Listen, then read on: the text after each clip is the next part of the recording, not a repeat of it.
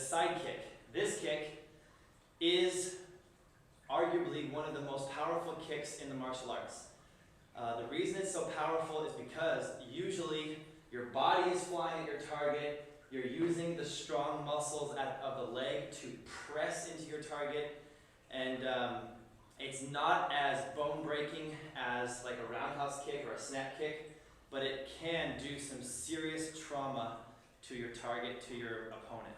Okay, so for this kick, there's a few exercises that are associated with the side kick that I think are important before we start kicking. Okay, first off, I want you to work on some balance. So we're going to take our leg, lift it up to your shoulder. Go ahead and try if you're watching. Lift your leg up as high as you can. The height is key because the side kick has two parts. We lift the leg, then we extend the leg.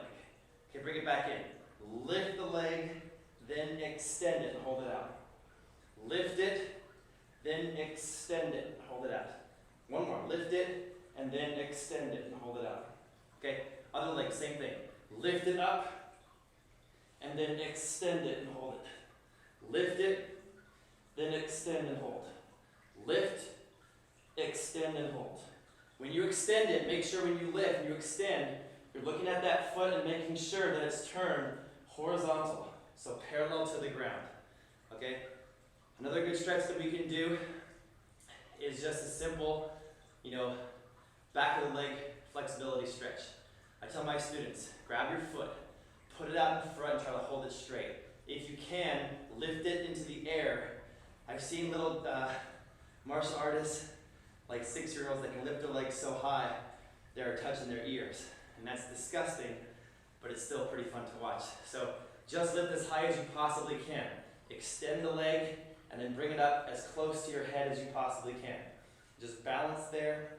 Let that leg stretch out. I would say each of these stretches you want to do for about 90 seconds with good breathing, and make sure you're properly hydrated so you don't pull any muscles. Another good one, for the outer part of the hip, lift the shin and the ankle as high as you can for about 90 seconds.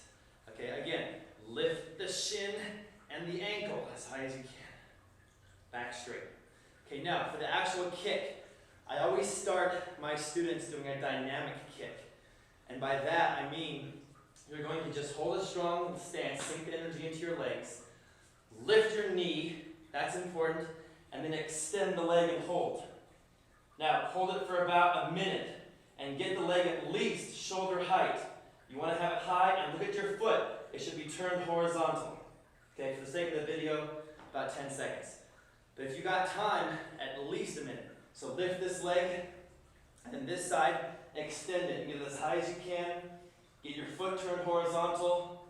Have your back as straight as possible. And that's going to build those muscles appropriately for the side kick. Now I want you to practice two different kinds of side kicks. For the first one, I want you to be close enough to touch your target. I got my doll here. Okay. For this one, I try to have a strong stance in my legs. And I don't care what martial arts discipline you study, whatever your sensei or teacher says is a great sparring stance, I think judge for yourself. But I do think that every kick is delivered from a strong leg position. So sink those legs down, bend them. Now I want you just to take your front leg, lift it, extend to the target. Make contact with the flat of your foot. Does that make sense?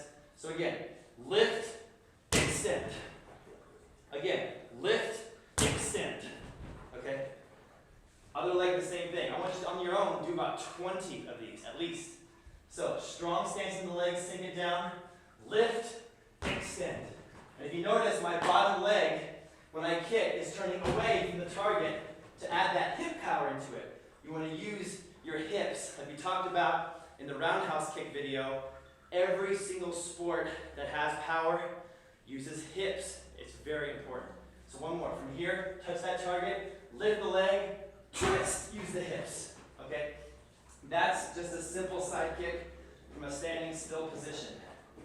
The next one is the real deal. So once your techniques are technically sound and you're able to lift that knee and kick it out, pretend there's a cup, like a paper cup, on your opponent's solar plexus, and you're trying to crush that cup against them. Okay? Crush it, as if you were to crush it on the floor.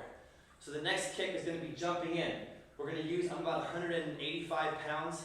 I want to use all of it and just take this person down. Okay? So from a strong leg position, we're going to do a little hop step and just extend.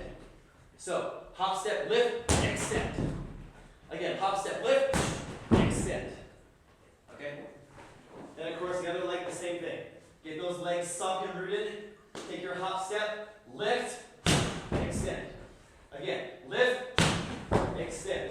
One more, lift, and extend. And what I tell my students to do is that when you're on the street and you actually have to throw a side kick for real, you're not going to get 20 times to try, you're going to get one time. So do it right on the first time. So I tell them the last kick of the night is, even though my doll's filled with water, we're going to kick him over with all of our power.